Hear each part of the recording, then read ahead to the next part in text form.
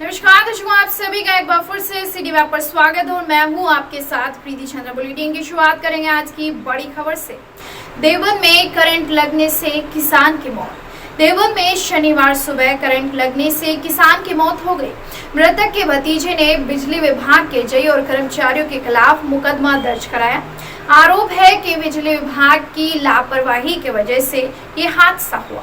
उन्होंने मामले में कार्रवाई की मांग की। इसी दौरान खेत में हाई टेंशन लाइन टूट पड़ी थी, जिस पर विजयपाल सिंह ने पैर रख दिया।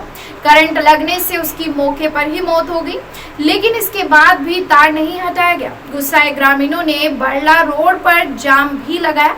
अधिकारियों ने प्रदर्शनकारियों को कार्रवाई का आश्वासन देकर जाम खुलवाया।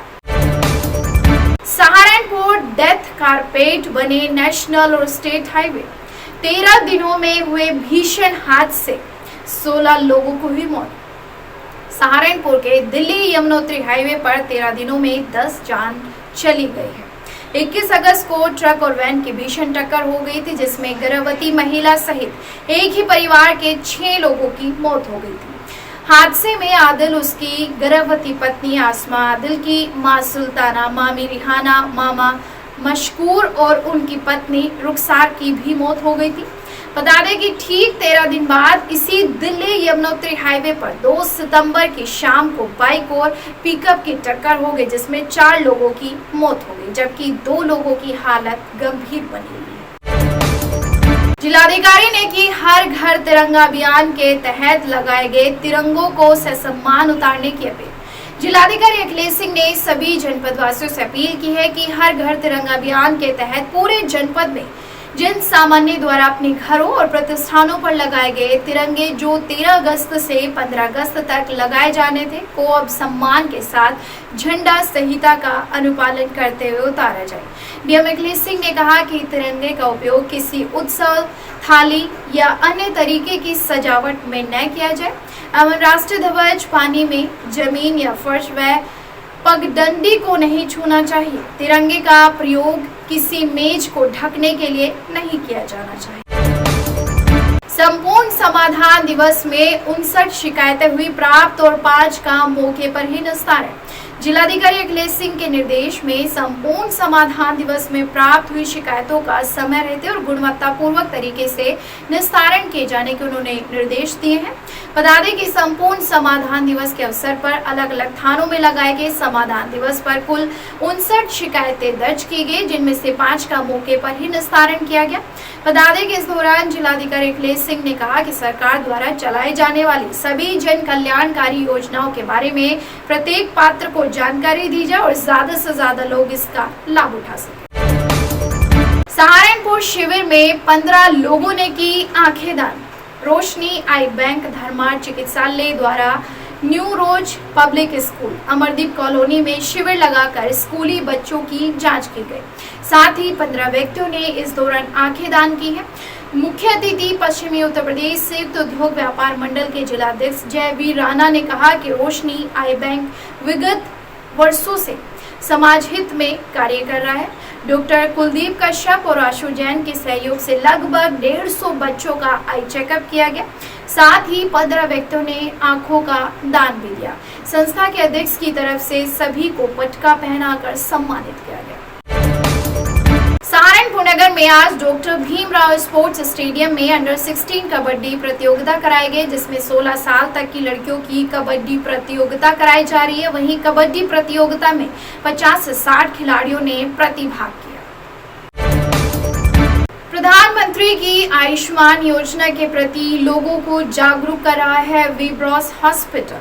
सरकार अपनी आयुष्मान भारत योजना के तहत गरीबों को फ्री इलाज देने का काम तो कर ही रही है, लेकिन आज भी उन गरीब व्यक्तियों को तो ये नहीं पता कि इस कार्ड का इस्तेमाल कहां पर किया जाता है। कुछ लोग तो इस कार्ड का इस्तेमाल केवल सरकारी अस्पताल में ही होना समझते हैं, लेकिन प्राइवेट हॉस्पिटल में भी इस कार्ड का इस्तेमाल किया जा सकता है और फ्री में इलाज भी प्राप्त किया जा सकता है।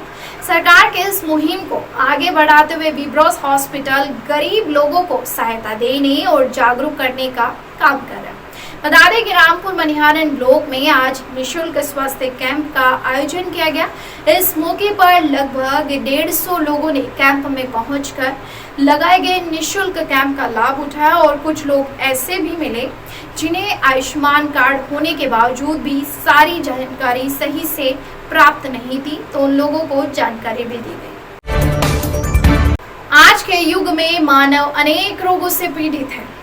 इन रोगों में गठिया का रोग ऐसा पीड़ादायक रोग है जो मनुष्य की दिनचर्या को अत्यधिक प्रभावित करता है। भारतवर्ष में ही लगभग 2 करोड़ 60 लाख लोग इस पीड़ा से पीड़ित है। ये संख्या पश्चिमी देशों में से 15% अधिक है। प्रतिवर्ष गठिया के रोगियों की संख्या में तेजी से वृद्धि हो रही है, लेकिन अब इस रोग से मुक्ति संभव है। ये विचार औषधि विज्ञान के क्षेत्र में जोड़ों के दर्द, गठिया निवारण में नवीन अंतर, त्वचा औषधि प्रभाव विषय पर कुमाऊं विश्वविद्यालय नैनीताल से गहन शोध के पश्चात PhD की उपाधि प्राप्त हिमानी बजाज ने सम्मान समारोह में पत्रकारिता से वार्ता करते हुए बताया। देखिए, मेरा नाम हिमानी बजाज है और मैंने कुमाऊं यूनिवर्सिटी से PhD की डिग्री प्राप्त की है फार्मास्यूटिकल साइंसेस में। क्या खोज किया? मैंने आर्थराइटिस के ऊपर रिसर्च किया है।